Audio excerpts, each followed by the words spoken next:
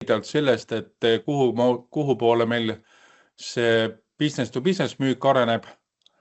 Natukene räägime AI arengu teemadel. No see on hästi lai teema, et loomulikult eelkõige siis nagu rohkem firma müügi aspektist. Ja siis arutame seda, et kui nüüd praktikas hakata mõtlema selle peale, et kuidas siis reaalselt seda AI-d oma ärile müügis kasutada, siis siin mõningaid selliseid mõtteid, et ilmselt kipume küll natuke liiga üldiseks jääma, aga nendega saab minna ka sügavuti. Ja siis räägime pärast siis seda, et kuidas moodi nende teemadega edasi minna. Ja mul on ettepanek, et kui on tõesti kommentaare või mingeid küsimusi, et siis võib kohe küsida, kas siis otse mikrofoni või läbi chati, vahet ei ole, et ei ole mõtet hoida see lõpu jaoks, et me ei ole nagu eraldi spetsiaalset aega planeerinud küsimuste vastuste vooruks. Ja muidugi, kui lõpus on küsimusi, siis saab ka esitada, nii nagu kuidas on. Nii, aga hakkame siis liikuma ja kõigepealt siis äkki väike lühi tutvustus, et kes meil siin sõna võtavad. Esiteks Kaspar. Ja, tervitused. Et mina olen siin 10 aastat tegutsenud siis mööblivaldkonnast ja kui AI hakkas rohkem siis turule peale pressima ChatGPT siis puhul, et siis mina olin põhimõtteliselt koheselt ka esimestest päevadest koheselt haarasin kinni ja nägin ära, et põhimõtteliselt see on niisugune asi, mis elu teeb päris palju lihtsamaks. Ja peale seda olengi siis hästi palju ikkagi seda enda töösse ja kasutusse sisse võtnud. Ehk siis olengi põhimõtteliselt niisugune praktik, ehk siis varasem siis AI kokkupuude kui ja kõiksugune interneti kokkupuude oli väike, aga olen ajas õppinud siis kõiksuguseid neid programme kasutama ja enda elu siis sellega lihtsamaks teinud, et seetõttu julgen sellest ka avalikult rääkida. Et Kaspar räägib jah AI aspektist ja mina räägin rohkem siis sellisest ärilt ärile müügi aspektist, et teadlik selline müügikogemus on mul aastast 1990, kui ma käisin esimesel müügikoolitusel Soomes 4 päeva ja pärast seda olen siis teadlikult sellega rohkem tegelenud, aga ma julgen öelda, et me kõik tegeleme müügiga, ilmselt alati me seda ei teadvusta. On ka natukene sellist endise Nõukogude Liidu riikide käimise kogemust ja selle eest vastutamist ja olen olnud siis kondiitritoodete vabrikus Kalev vahetuse meister. Tallinna TPI-st praegu siis TTÜ-s on olnud siis IT-süsteemide strateegilise planeerimisega tegelenud, aga see oli küll see aeg, kus olid pigem sellised arvutid, IS, SM tüüpi arvutid, mis suurde tuppa ära ei mahtunud. Et hilisemal võib-olla natukene vähem kokku puutunud. Ja siis haridused küberneetik ja kui nüüd sotsiaalmeedia poole pealt rääkida, siis ka olen siis sellise seisnavigaatori sertifitseeritud koolitaja. Ja täna ma siis tegelikult räägingi selle punase katuse alt siin, mis on nende 2 Šoti mägiveise tagant paistavad, et olen siis tõeline Hiiumaa fänn. Nii, et rahvast veel natukene lisandub, et lähme me edasi. Et Merkuri nüüd on päris pika aega juba tegutsenud rahvusvaheline ettevõte, tänasel päeval siis Stockholmi börsil noteeritud ja on olnud siis ka aastaid selline maailma top 20 müügikoolitaja hulka kuulunud, et Eestis teisi selliseid ettevõtteid ei ole. Nii, aga kui nüüd minna teemasse, et siis ma arvan, kui me oleme business to business müügiga kokku puutunud, siis mis te arvate, mis on olulisem business to business müügis, kas toote ja enda firma ja lahenduse tundmine või pigem siis kliendi tundmine ja kliendi segmendi tundmine? Kes tahab kommenteerida? Arvan, et kliendi tundmine on olulisem. Ja raudselt, et see ongi tegelikult niimoodi, et tihtipeale eriti noored müüjad, kes alustavad, need loomulikult on mures selle toote ja firma tundmise asjadega ja tahavad seda rohkem õppida ja see on kindlasti baasoskus, seda peab tundma, aga siin on nüüd see, et alati on võimalus kellegi käest nõu küsida. Ja minu arust, kui ma ütlen kliendile, et tead, et jah, ma pean seda asja uurima, ma räägin oma kolleegiga, et ma arvan, see on pigem äratab usaldust ja pigem on oluline tõesti aru saada, et kuidasmoodi meie toode aitab kaasa sellele, et klient oma eesmärke saavutab. Et pigem mõelda selle peale, et kuidas me suudame väärtust luua ja tihtipeale on see meie toote puhul ainult 1 või 2 omadust, mis aitab kliendile seda lisaväärtust luua ja selle ülesleidmine on määrav.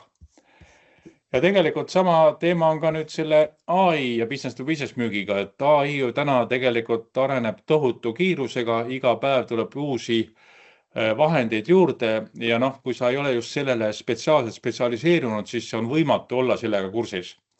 Ja business to business müük ka areneb, on ju.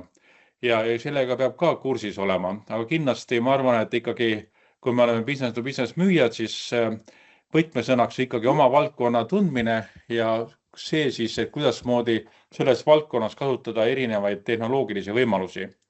Ega kui vaata nüüd kogu selle IT arengut ka maailmas, siis ega väga sageli ei ole see areng ei toimugi IT enda aspektist lähtuvad, et mingeid väga uusi lahendusi leitakse, vaid pigem ikkagi on see küsimus selles, et kuidas neid rakendada ühes või teises valdkonnas. Ja sellepärast siis täna ka nüüd me keskendume eelkõige siis sellele, et kuidas seda väga suurt kiiresti arenevat valdkonda siis kasutada oma enda selles valdkonnas ehk business to business müügis, kui me nüüd sellest räägime. Ja ma usun, et see tendents hakkab üha rohkem ka arenema, et kuidas siis selle valdkonna põhiselt siis erinevaid võimalusi kasutada. Nii, ma räägin siis mõne sõna natukene sellest business to business müügi arengust ja siis vaatame AI arengut ja siis koos arutame seda, et mida me saame siis teha, et seda AI-d veelgi paremini oma valdkonnas juurutada. No tegelikult, et kus kohast nüüd müügist alustati, see on nüüd väga erinevad allikad räägivad erinevalt, et räägitakse, et 1930. aastal Ameerika kõige suuremast kriisist, et see oli müügi algus, osad räägivad sajandi algusest, aga selge on see, et rändkaupmehi on olnud meil juba läbi aegade päris palju. Siis esimesed sellised needsamad Ameerika kriisist lähtuvad ja muud sellised meetodid hakkasid arenema, mis oli siis see esimene võib-olla müügitehnika AIDA, Attention, Interest, Desire, Action meetod, mida siiamaani kasutavad raamatumüüjad ja tolmuimemüüjad ja seal ta töötab. Business to business müügis ta tõenäoliselt väga hästi ei tööta. Võib-olla tõesti külma kõne puhul saab seda kasutada. Siis olid eraldi need spinnid ja taabad arenesid, et mismoodi seda probleemi välja tuua. Võtmekliendi haldus on alati olnud oluline, see siiamaani kehtib, et me ei saa kõigi klientidega tegeleda ühtemoodi. Räägitakse, paljudes firmades on keelatud rääkida tootest. Näiteks Grundfos ütleb ka, et sa ei tohi rääkida pumbast, vaid sa pead rääkima veelahendustest, et üha rohkem siis püütakse sellist konsulteerivat müüki leida. Siis on hästi levinud assertiivne müük ja üks eraldi koolkond on ka see väljakutse müük, challenger sale. Ja sel ajal on ka siis sotsiaalmüük hästi levinud, konkurentsist lähtuv müügimine edasi. Et need on ka kindlasti olulised asjad, mis on arenenud. Ja siis nüüd viimasel ajal on hakanud siis arenema sellised nagu koondid, et on erinevad meetodid kokku pandud, et siin Medic on üks näide, et mis on siis metrics ja economic buyer ja decision criteria, decision process, see identify pain, champion ja competition, et need on nagu eraldi kokku pandud, need müügitehnikad ülemised, mis seal on olnud. Ja siis on see marketingi baseeruv, et mis on siis account-based management, mis on ka, et ei tehta nagu üldist marketingi turundust või püütakse väga konkreetselt siis sihtida. Ja alates siis sellest ChatGPT ilmumisest oli see 22. november, et sellest ajast alates tegelikult on siis üha rohkem räägitud sellest, et kuidasmoodi siis kõik erinevad tehnoloogiad ja inimvõimekus kokku viia. Ja tegelikult võib öelda, et täna me oleme siis sellises olukorras, kus tegelikult kasutatakse kõiki erinevaid meetodeid. Ja minu arvates täna ongi põhine küsimus see, et kas meil on olemas mingisugune süsteem või müügiloogika nende erinevate lahenduste kasutamiseks, sest kõik on need head lahendused. ega raamatumüük ja näiteks tolmuimemüük omas valdkonnas ei saagi teisiti töötada. No ütleme, see sotsiaalmüük võib-olla alati igal pool ei tööta, aga kindlasti on ka väga erinevates valdkonnas kasutusel. Et see müük on siis kiiresti arenenud ja kindlasti areneb veel, aga kindlasti on see viimase AI mõju olnud väga oluline. Nüüd kui vaata üldsegi nagu laiemalt neid müügitrende just metoodika aspektist, siis ühe mõni aasta vana Merkuri uuringu baasil on öeldud, et see väärtuspõhine müük on nagu selline trend number 1 ja meie enda kogemusest võib ka öelda, et kliendid on kõige rohkem seda tahtnud ja muidugi see väärtuse väljatoomine on mõnikord ka jäänud selliseks sõnakõlksuks, aga on ka firmasid, kes kasutavad spetsiaalselt Excel tabeleid selleks, et välja tuua kliendile seda investeeringu tootlikkust või ROI-d, on ju. Siis räägitakse innovatsioonist, mitte eelkõige toote puhul, vaid ka müügi puhul. Kaugmüük pärast pandeemiat on väga hästi levinud ja ilmselt enam tagasi endisse aega ei jõutagi. Uued müügioskused on tekkinud, et kogu see IT ja tehnika poole tundmine on oluline. Pangad, hotellid, need ju väga palju kasutavad müügi automatiseerimist, on ju. Talentide võitlus alati, siis sotsiaalne vastutus kindlasti on teatud inimesed, kes ütlevad, et tegelevad selleks, et ühiskonnale midagi tuua. Huvitav on see, et Euroopas on hästi levinud selline asi nagu õnnemajandus või happinomics. Eestis ma tean tõesti mõningaid üksikuid firmasid, kes seda on juurutanud, näiteks AJ tooted ja mõni teine. Aga see kindlasti on ka üks selline trend, et püütakse siis saavutada mitte seda, et inimesed oleksid rahul olevad, vaid pigem seda, et inimesed oleksid pühendunud. Müügi ja turundus kokku pandud, see on juba paljudes firmades on see lausa ka struktuuris kokku pandud ja siis trendsetterid või trendiloojad kindlasti ka. Et sellised üldisemad trendid. Aga nüüd selline puht praktiline pool, mis ma arvan, on paljudel ettevõtetel tänasel päeval ikka veel lahendamata, on siis see, et mida me müüme siis kui tarbekaupa või commodity't ja mida me siis müüme kui reaalset lahendust. Et näiteks ühte personaalarvutit võib müüa kui tarbekaupa internetis e-poes on ju ja võib müüa ka lahendusena kui üks osa kogu ettevõttele pakutavast süsteemist. Et häda on selles, et kui me nüüd jääme 2 tooli peale korraga istuma, et see tõenäoliselt tekitab probleemi, et me ei saa tarbekaupa samamoodi pakkuda kui lahendust, et me peame siin tõmbama kriipsu vahele.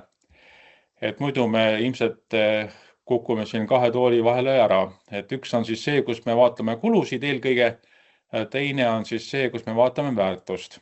Ja kui rääkida sellest IT-st ja AI-st, siis kindlasti tarbekaup kolib ära arvutisse ja lahendus on see, kus ilmselt inimene on ja jääb ja kasutab ära siis võimalikult palju seda arvuti või IT-AI võimalusi. Et see on see koht, kes kindlasti täna paljude firmadel ma näen, et ei ole veel enda jaoks päris selgelt lõpuni välja mõeldud. Ja see ei kehti mitte ainult tootmisettevõtete puhul, vaid see kehtib ka kindlasti ka meiesuguste koolituskonsultatsioonifirmade ja paljude teiste teenuseid pakkuvate firmade puhul ka. Nüüd kui vaatame sellist klassikalist business müügiprotsessi, siis see on selge, et alguses loome kontakti kliendiga, siis kaardistame, siis vaatame, kas me saame midagi pakkuda, kas siis vahel tuli päring või mitte, ja siis saame otsuse. Et see on see klassikaline müügiprotsess, mis tänapäeval tegelikult on nüüd juba paljuski muutunud pärast selle IT arenguga. Ja nüüd on tekkinud see, et enne kui me esimese kontakti saame kliendiga, väga sageli klient on tegelikult juba meie kohta väga palju uurinud internetist. Ja öeldakse, et see müügiprotsess või õigem ostuprotsess, mida klient siis teeb ja kus siis meie oma müügiga siis hakkame kusagilt pihta, on tegelikult on muutunud nii palju, et see internetis surfamise aeg kliendil on enam kui pool, et erinevate allikate alusel siis 60–80%. Ja Google'i müügidirektor hakkas seda siis nimetama SMOTiks ehk Zero Moment of Truth, et 0 tõehetk. See tõehetkedest räägiti ka varem, et et tegelikult teenuse kvaliteet ei sõltu ainult sellest, mida müüja pakub, vaid ka koostööpartnerid pakuvad. Aga nüüd siis räägiti siis sellest nulltõe hetkest. Ehk mõte on siis see, et müügiinimene ei kata kogu ostuprotsessi, palju toimub siis internetis ja see on siis 60–80% ja siis, et seda nüüd katta, müüja poole pealt siis räägitakse palju siis sotsiaalmüügist. Eesti keeles on kasutatud ka sotsiaalne müük, aga minu arust see sotsiaalne kipub nagu olema nagu see kui abi vajav. Ja kui me räägime sotsiaalmeediast, siis minu arust võiks rääkida ka sotsiaalmüügist, aga see on terminite küsimus. Et kindlasti keelespetsialistid peavad selle lõpuks ära otsustama. Ja kui ma vaatan neid numbreid, et mida siis on AI teinud business to business müügis, siis tõesti on tegelikult üle poolte valdavalt enamik ettevõtteid ja müügitiimisid kasutavad täna juba AI-d ühel või teisel kujul, võib-olla tõesti ainult tekstiredaktorina pakkumuste redigeerimisel. On ka tõendeid selle kohta, et tegelikult et on võimalik siis paremaid müügitulemusi saavutada. Müügitsükkel on vähenenud, see on ka tegelikult kaugmüügi puhul juba lähenes. Siis see, et ilmselt saavutame oma eesmärke paremini, kas või sama see klientide leidmine, outreach või mingid muud asjad AI abil on efektiivsemad ja kindlasti on siis see kasumile ka mõjus. Ja need outreach'ide protsent siis väidetavalt on siis kusagil 28% paranenud. Eks see sõltub kindlasti ka muidugi valdkonnast ja me ise proovisime ka siin Kaspariga seda kasutada, siis ega see protsent väga kõrge just ei olnud. Nii, ja siis veel vaatas seda, et tõesti see tehisintellekt ei ole enam selline lihtsalt prooviasi, vaid see on juba reaalne töövahend.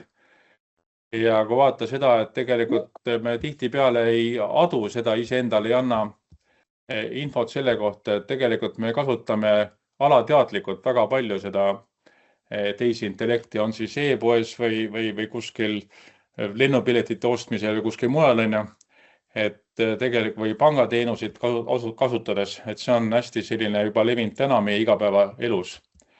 Siis huvitav väide on ka selle ChatGPT kohta, et 100 miljonit saavutati 2 kuuga.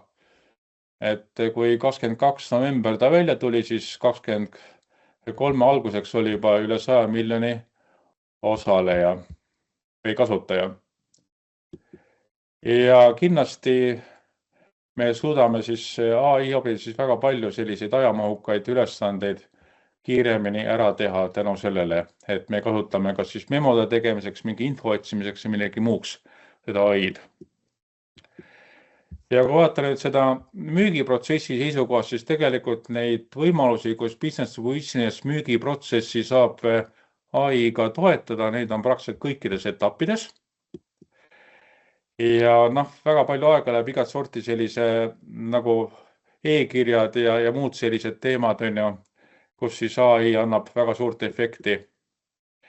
Ja siis ka kindlasti, mis on väga oluline just tänapäeval, see väärtuse pakkumise puhul on see ja konkurentsist lähtuva müügi puhul, et kuidas siis paremini eristuda ja siin siis kindlasti selline taustauuringute ja muu abil on võimalik siis teha paremaid sõnumeid. Ja need kõik asjad on siis ka siin all on link olemas, et pärast kui me saadame slaidid, kes soovib, et sealt saab siis pikemalt lugeda neid uuringu tulemusi. Kui vaata sotsiaalmüüki, siis LinkedInis on praegu kusagil 810 miljonit kasutajad ja võib öelda, et sellised otsustajad ja spetsialistid on rohkem seal. Et võib-olla selline päris tavakasutajad kasutavad midagi muud, TikToki või Facebooki, midagi muud aga otsustajad on väga paljud on tegelikult sinna läinud. Ma olen ise jälginud ka neid Eesti juhte, et nende grupp, tegelikult ma olen ise eraldi teinud, kasvab ka iga nädalaga sadades, isegi tuhandetes. Et praegu see mingi hetkega vaatasin oli üle 490 000, ligi 500 miljonit kasutajad Eestis. Ja kindlasti on olemas siis erinevaid moodused, mis seovad seda LinkedIni kas CRM-iga või mingite uute sõnumite saatmisega. LinkedInil on siis teatavasti 4 tasulist sellist platvormi. See müügiplatvorm on siis Sales Navigator, on ka siis turundus, õppimine ja recruitment olemas, aga see kindlasti on jah, natuke alla 1000 € aastas, aga see siis aitab leida uusi kliente, aga ma arvan, eriti need, kes rahvusvaheliselt tegutsevad, et seal on ta efekt olemas, kui ainult Eesti turul tegutseda, siis Eesti on nii väike, et siin ilmselt leiab neid inimesi niisamuti ka.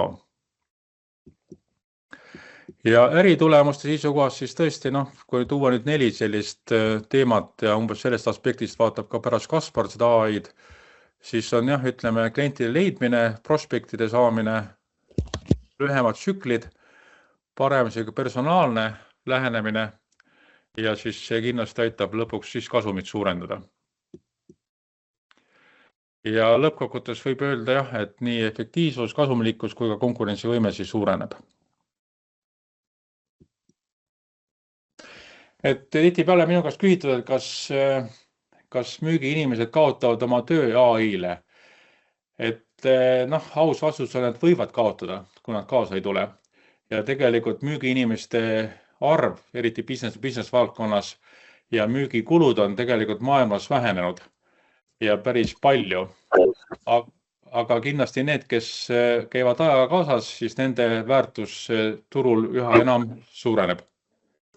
Keegi tahtis midagi küsida? Okei. Nii, aga nüüd ma annan sõna Kasparile.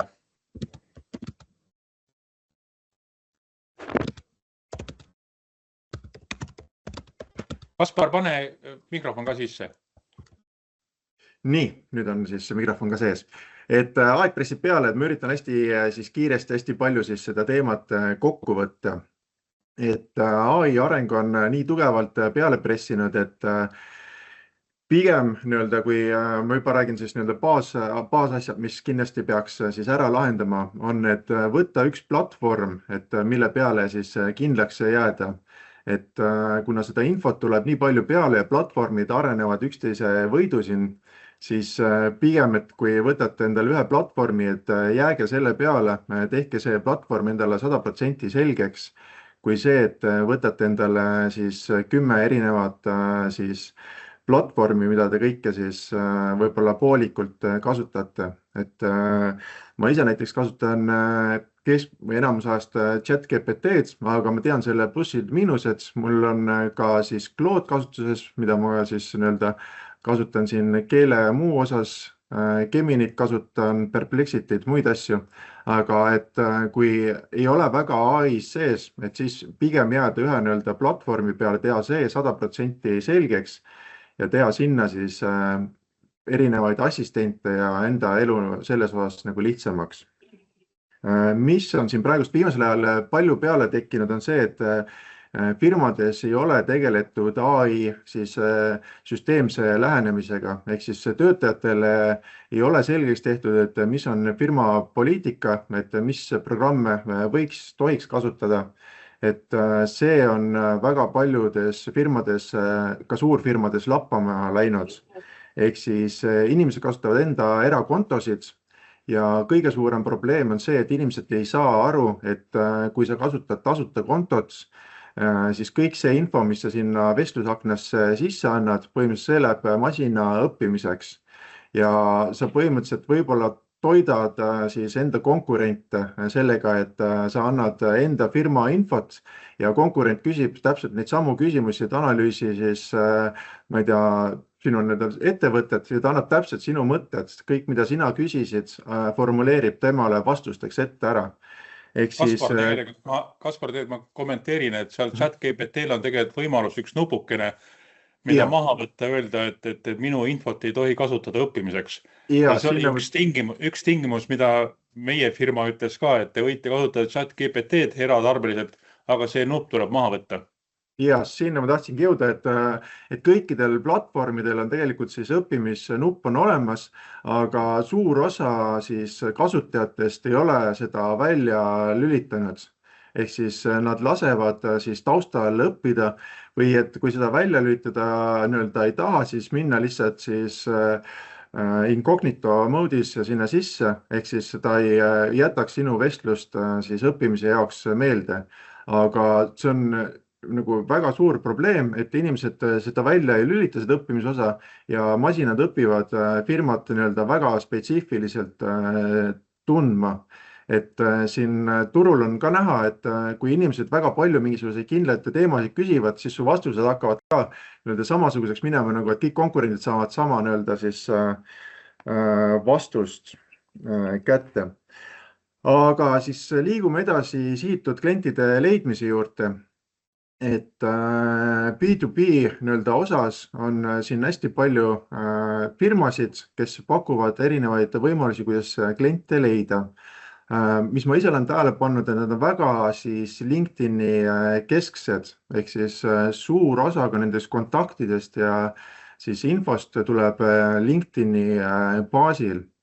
Ehk siis mina olen leidnud selle osa, et kui sinu siis kliendid ei ole seal LinkedInis sees, et mis siis, et siin toodi välja, et Eestis on siin 490 000 kasutajat, aga siin ei ole nagu väga head infot, et kui palju on seal neid passiivseid kasutajaid, et kellel on konto olemas, kes tegelikult sinna enda siis värsket infot peale ei pane ja pole võib-olla siis kõiki seda infot sealt koheselt saada.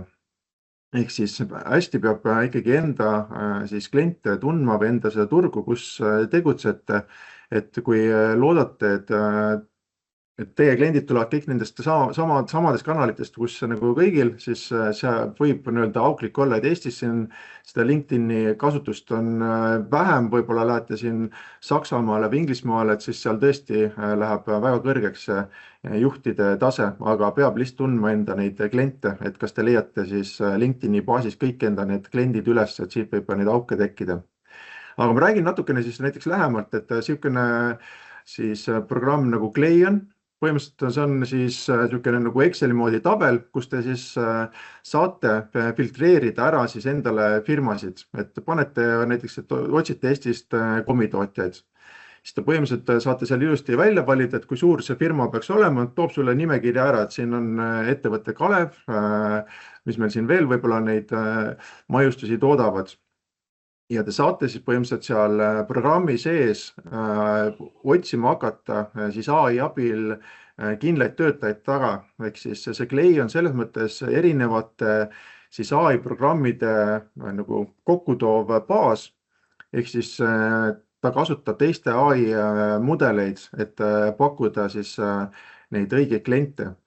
Ja te saategi panna, et seal, ma ei tea, et hakkate otsigi selle inimese siis töötajad üles, panete, et siis ta otsib kõik Kalevi nii-öelda töötajad üles, mis seal siis leida on. Ja siis võite otsida endale positsiooni järgi, keda te iganes sealt otsite, juhti või siis müügijuhti või keda te otsite ja ütlete, et otsi nüüd selle inimese töömeili üles.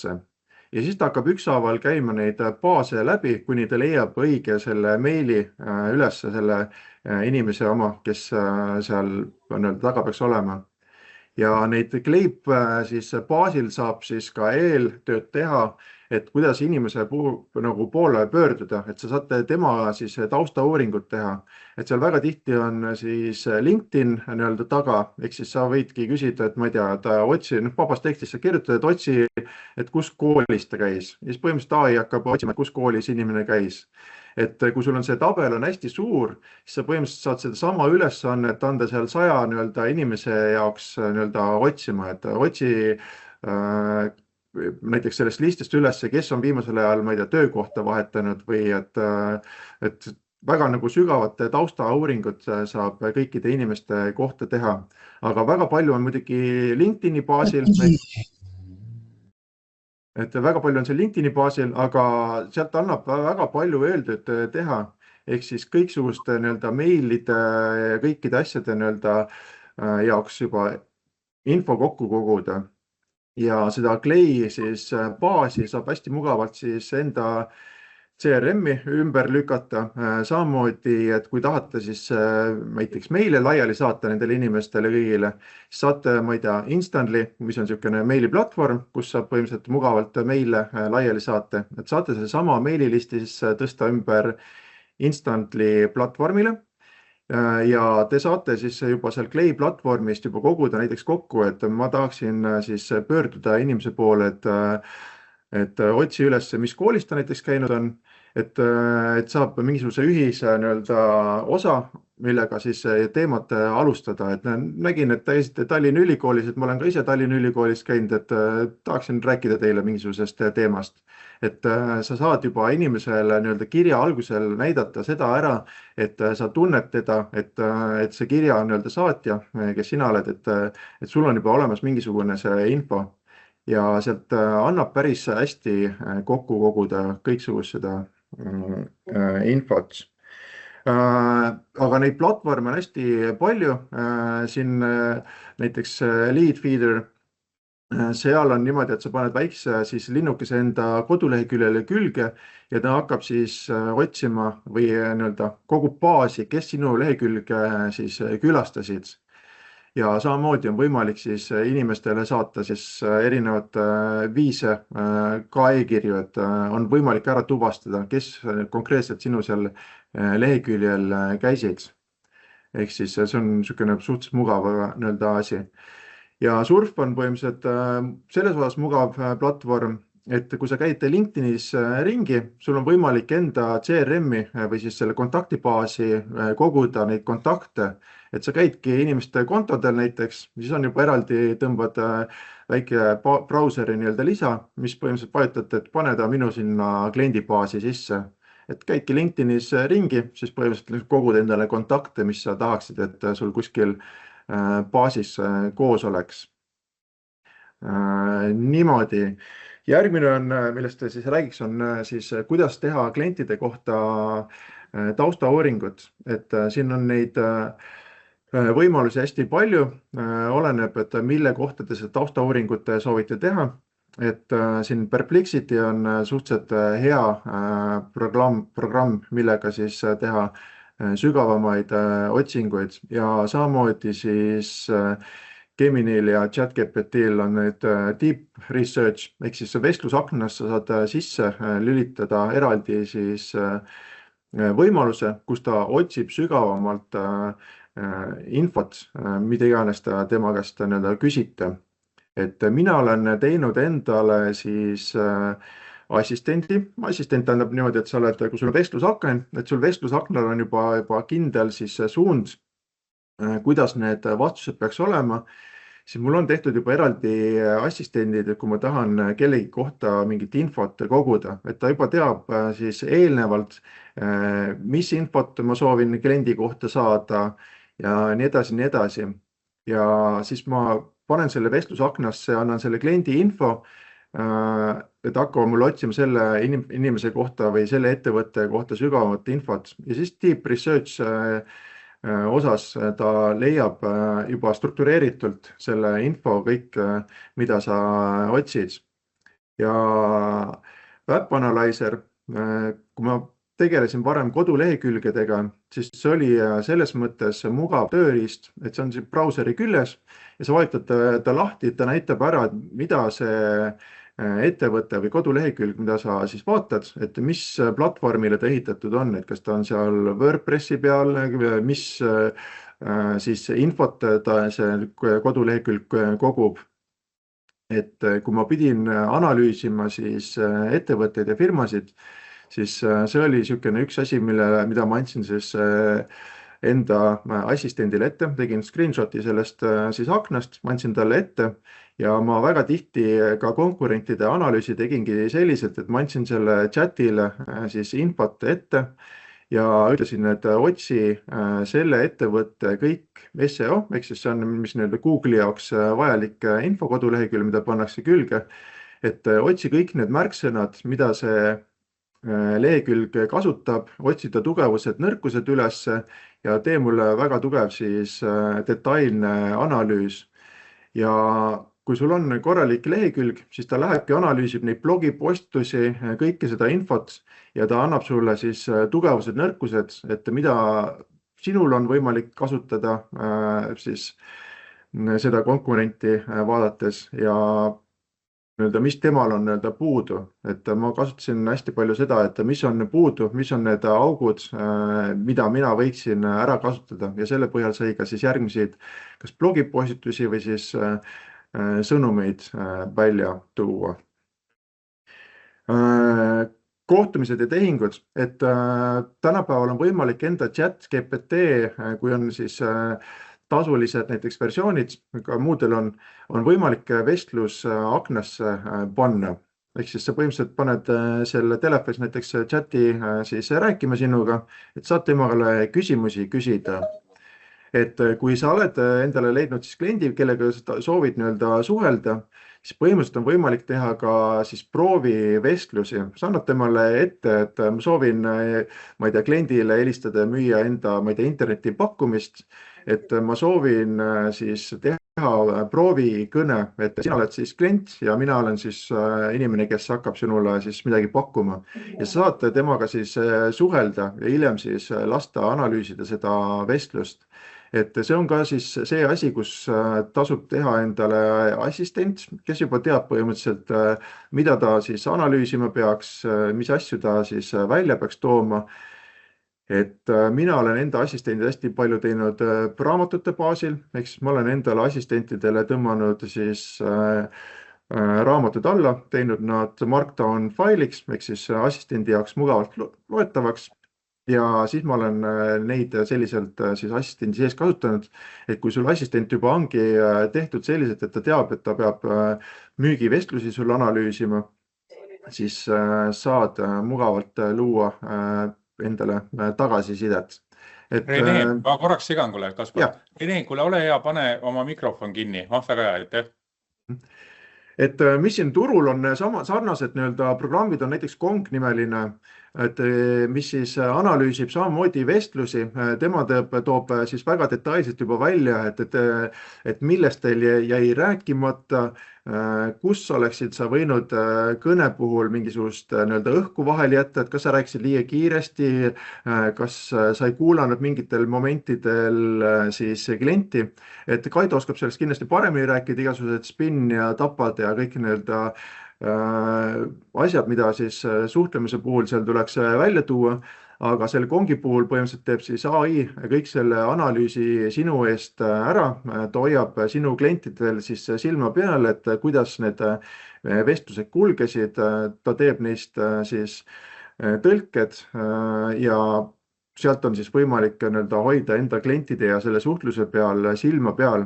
See Kongi puhul ma vaatasin, et olid päris kallid paketid ja seal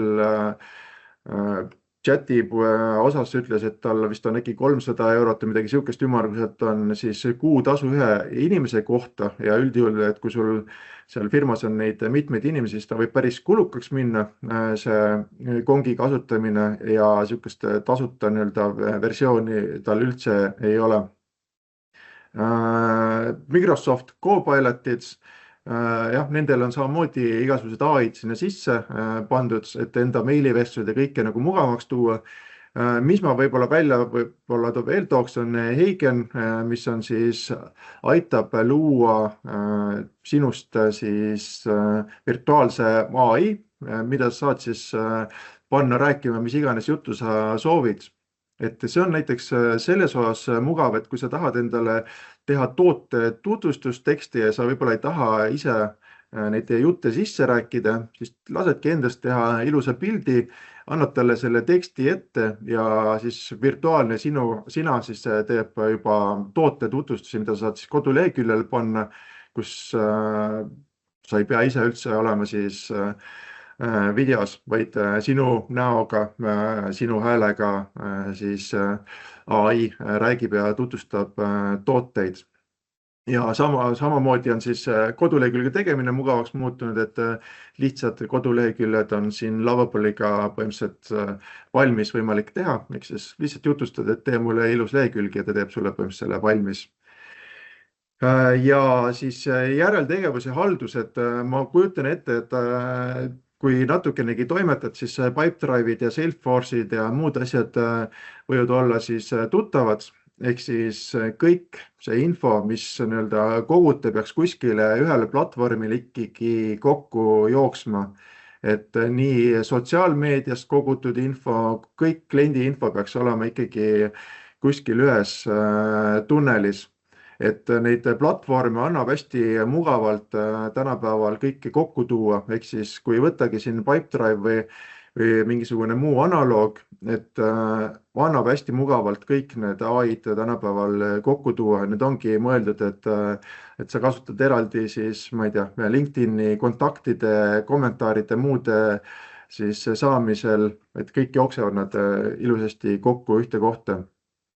Et oleneb muidugi sellest valdkonnast, siis ma tean, et B2B on LinkedIni baasil, aga väga palju ikkagi on ka samamoodi need Facebookid ja muud asjad, kus te võib-olla panete postitusi ülesse ja teil ei ole nagu sukest head tagasisidet, et kuidas ma saaksin need inimesed, kes selle laivi panevad, et nad jookseksid teie siis müügikanalitesse sisse, siis on võimalik AI osas samamoodi vahemudeleid panna, kes siis koguvadki teie sinna CRM-i inimesed, kes on, ma ei tea, Facebookis näiteks like'i pannud või siis LinkedInis like'i pannud.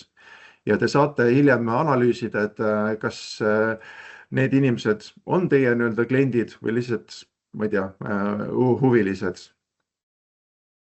Ehk siis...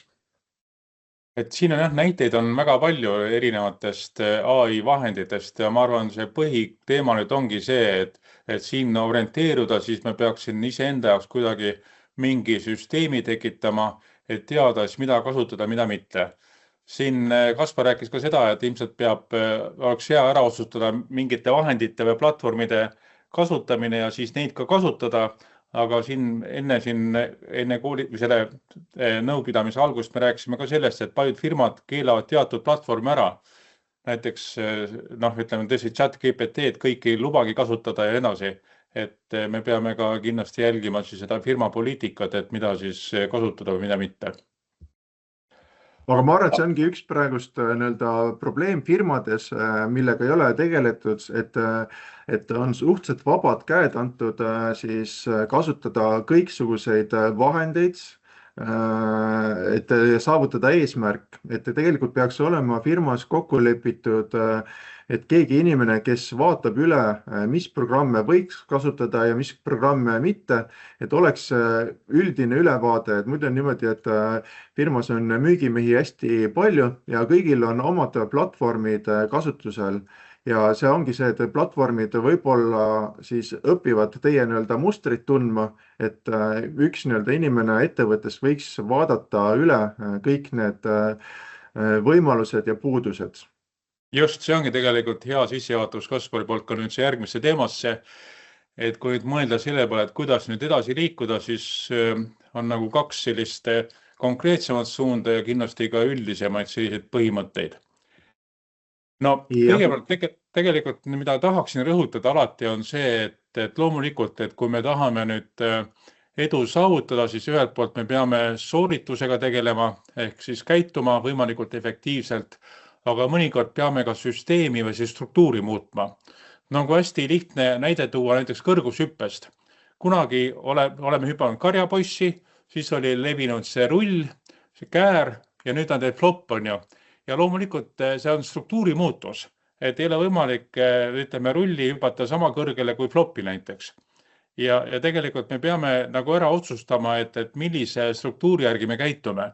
Me peame rõhuma selle peale, et me peame olema hästi efektiivsed, hästi käituma või sooritama maksimaalne, kuid me peame mõtlema ka struktuuri peale ja see eriti, ma arvan, kui me nüüd räägime sellest lahenduse ja tarbekaupade müümisest ja räägime AI kasutamisest, et siis me tegelikult peame nii firma kui ka enda tasandil ära otsustama, et millist struktuuri ma kasutan. Et kui vaatan seda, et mul on olemas siis kliendi ostuprotsess, mis on niisugune hästi klassikaline, et tavaliselt siis kliendil hakkab pihta sellest, et kui tal vajadust ei ole, siis ta ka ei otsi, on ju. Kui tekib vajadus, siis ta hakkab otsima lahendust, on ju. Ja vajadus võib tekkida siis tavaliselt kahel põhjusel. Üks on see, et on mingisugune unistus, näiteks tahan endale uut autot või uut maja või midagi taolist. Ja teine on siis näiteks õudusunenägu, näiteks arvuti emaplaat lendab vastu taevast, on ju.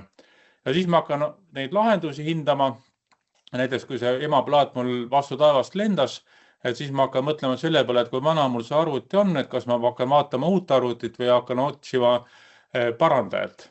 Ja siis, kui ma olen ära otsustanud selle, mida ma teen, siis ma hakkan vaatama näiteks surfama, et kes siis parandavad minu piirkonnas ja ma hakkan siis tarnijat valima ja pärast seda siis teen otsuse. Et see on niisugune klassikaline müügi või ostuprotsess, mida me ise ka kasutame alati. Ja teine pool on siis müügiprotsess, kus siis müüja püüab luua kliendiga kontakti, saada aru, mida kliendile vaja on, pakkuda seda ja siis saada see otsus.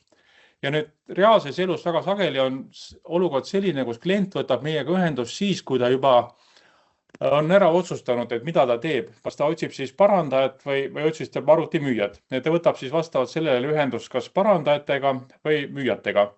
Ja meie siis müüjatena saame siis tema kontakti. Aga kui me nüüd selle kontakti saame, siis tihtipeale nagu hangete puhul ka on tegelikult kliendil olemas selline teatud kindel soov. Ja me teame ka seda, et väga paljud müügifirmad ütlevad, et nemad hankes ei osale juhul, kui ta hanke kirjutamisel ei saanud kaasa rääkida. Minust tüüpiline hea näide on selle Savisaare Mercedese ostmine kunagi omal ajal, kus oli hankes kirja pandud, et 2 telje vahe peab olema nii mitu millimeetrit. Ja teatavasti oli olemas siis ainult üks auto maailmas, kellel oli täpselt selline telje vahe. Selliseid hankeid, ma arvan, me oleme kõik näinud. Ja mida me nüüd müüjatena tahame? Me tahame muidugi seda, et me saaksime võimalikus varases staadiumis hakata klienti mõjutama. Et klient hakkaks siis, oleks meist mõjutatud ja hakkaks otsima siis lahendusi meie poolt pakutud kriteeriumidest lähtuvalt.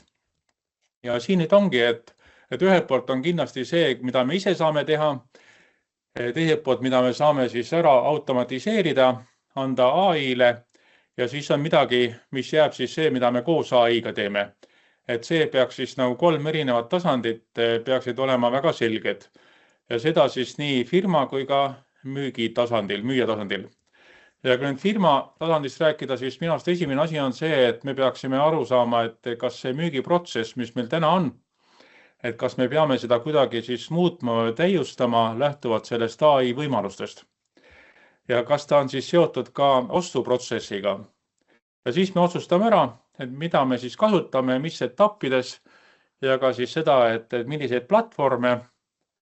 Ja siis hakkame neid võtma kasutusele ja siis loomulikult pidevalt siis saame tagasisidet ja mõtleme, et mida me siis muudame ja arendama. Et selline nagu firma tasandil analüüs ja läbikäimine oleks ääretult oluline. Ja mida ma tahaks nüüd öelda, et see analüüsi etapi puhul kindlasti ka, et see ei jääks ühe inimese arvutis, ma ei tea, Videos või mingis muus programmis, mida ta siis uurib, vaid ikkagi oleks selline kõiki müügiinimesi ja ka teisi, kes sellega seotud on kaasav.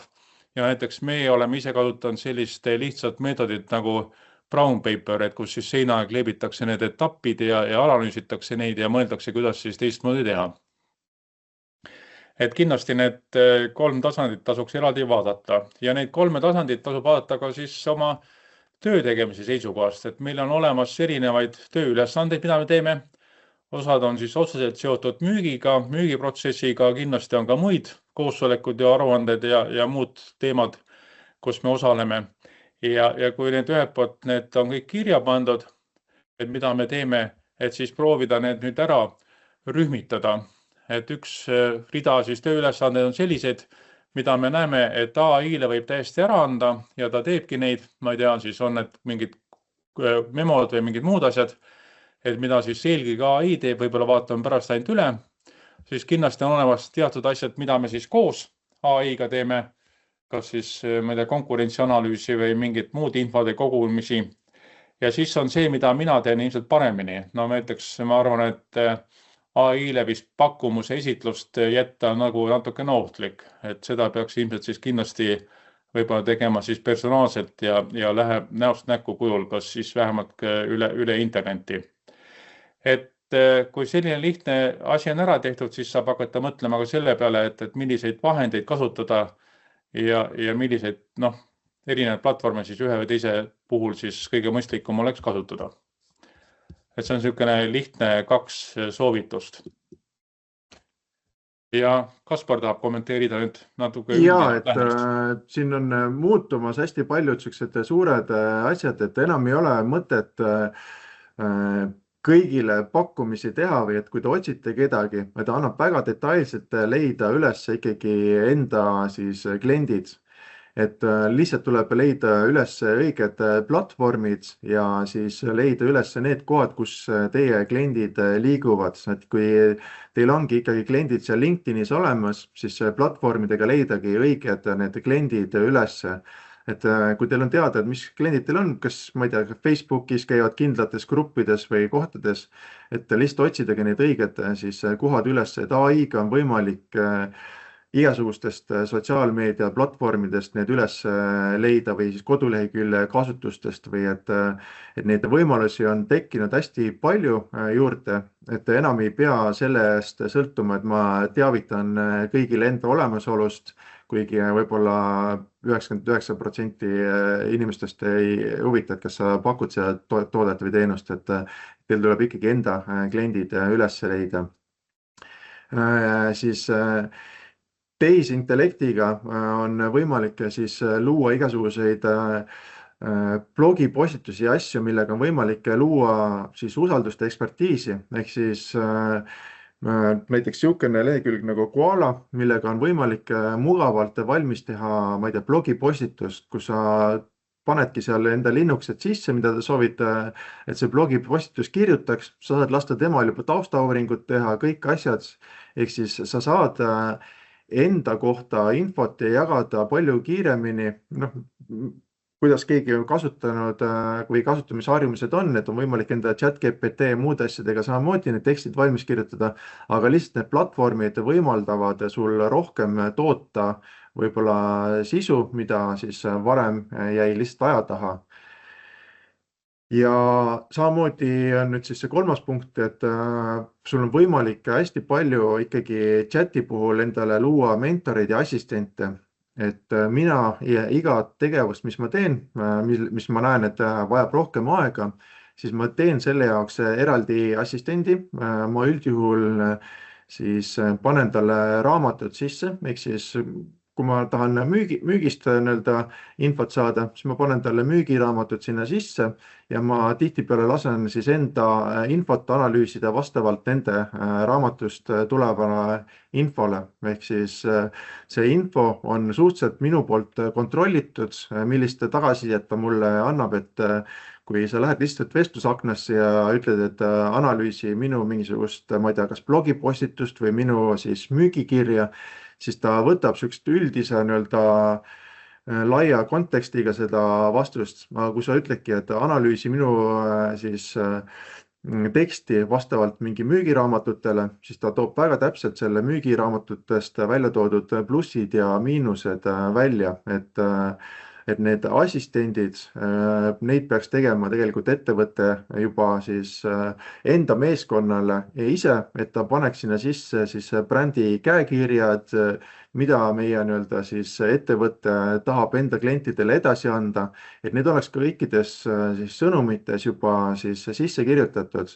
Et kui neid ei ole nagu üldiselt kokku lepitud või firmas ei ole mingisugust, ma ei tea, CVI-d ettevõtte mingisugust juhendit sisse pandud, siis iga inimese käekiri tuleb erinev, et nende assistentide puhul näiteks, et ingliskeelsele turule minnes on võimalik siis ütleda assistendile, ma ei tea, tõlgi inglise keelde tekst, siis tal on võimalik tõlkida seda briti inglise keelde ja ameerika inglise keelde ja kui üks müügi mees kirjutab briti inglise keeles, teine kirjutab ameerika inglise keeles, siis need tekstid tulevadki erinevad, et näiteks kui on mitu inimest, kes teie koduleheküljel blogipostitusi või asju panevad, et siis võiks olla ikkagi kokku lepitud mingisugused kindlad asjad, et me kirjutame, ma ei tea, briti inglise keeles kõike seda kodulehekülje infot, et siis on see pilt ka ühtsem, et kui siit võib-olla eestikeelselt minnes, siis see võib-olla ei häiri, aga võib-olla mingisugusel turul minnes võib jääda häirima, et kord räägite ühtede sõnadega siis sõnumite kord teiste sõnadega, et see peaks olema siis juba kokku lepitud firmasiseselt. Et kokkuvõtvalt võiks öelda seda, et AI on tööriist ja me ei saa seda kuidagi eirata. Ma mäletan seda, et kui oli pandeemia aeg oli ja siis osad firmad sunniviisiliselt tahtsid panna oma inimesi tegema kaugmüüki, et võtma üle interneti siis klientidega ühendust ja ma mäletan väga hästi, et väga paljud inimesed ütlesid, et nad ei ole põhimõtteliselt nõus seda tegema. Ja samas ikkagi, kui lõpuks me sundisime neid tegema, siis nad avastasid, et jah, on tõesti võimalik väga palju asju teha hoopis teistmoodi läbi kaugmüügi, et see on tõesti selline asi, mida tasub kasutada. See ei vähenda nüüd, ütleme, näost näkku kohtumiste tähtsust, aga kindlasti kaugmüük võimaldab oma eelised on olemas. No näiteks üks paberimüüja ütles, et kui ta näitas läbi kaamera oma uut trükimasinat, mida ta ei oleks saanud näost näkku kohtumisel teha otse, et siis klient pidi peaaegu tooli pealt maha kukkuma, et mõju oli väga suur. Et nii on ilmselt ka AI-ga, et me peame ilmselt seda proovima kasutada ja siis alles mõtlema, et mis kogemusi me sellest saame ja mis järeldusi me teeme. Nii, kui neid tänase ettevõtte slaide või need esitluse slaidide vastu huvi on, siis andke teada, me saadame, et teile need. Ja siis, kuidas nüüd edasi minna, siis meie pakume välja 2 erinevat varianti. Üks on siis see, et me teeme siis märtsi alguses sellise ühepäevase koolituse, kus siis on hästi väikses grupis, meie grupid ongi tavaliselt 5-6 inimest on ju maksimum, et kus me siis nende teemadega läheme sügavuti rohkem, et räägime siis, kuidas moodi neid müügiprotsessi analüüsi teha on ja siis räägime nendest erinevatest näidetest ja võimalustest, kus Kaspar toob siis ka välja selle, võib-olla lähemalt näitab need arvutiekraanil neid erinevaid neid vahendeid, mida kasutada. Ja siis saab otsustada seda, et mida ma siis kavatsen kasutusele võtta või mitte, või siis saada vähemalt ideid ja mõtteid, mida oma enda firmas lauale tuua, et kuule, et me peame nüüd need ja teised asjad ära tegema ja ära otsustama, et selle AI teemadega edasi minna. Ja teine variant on siis minna otseselt selle firmasise projektiga, kus me siis käime analüüsime selle müügiprotsessi, siis vaatame need erinevad etapid läbi AI juurutamise, siin teeme ka erinevaid mänge, asju, võimalusi ja loomulikult kas kõiki kasutada või osa kasutada, see siis selle skoopi käigus siis otsustame ja siis mõtleme selle peale, kuidas neid asju ellu viia. Ja nende mõlema teema kohta on siis siin all ka lingid olemas, kus saab siis lähemalt lugeda. Nii, aga see oli siis see, mida me plaanisime täna rääkida. On nüüd kellelgi veel mingid kommentaare või küsimusi, kuidagi väga vaiksed oleme olnud, et me Kaspariga oleme rääkinud, teised on kõik vaitunud. Ja, et võib vabal kava, et võib küsida, mis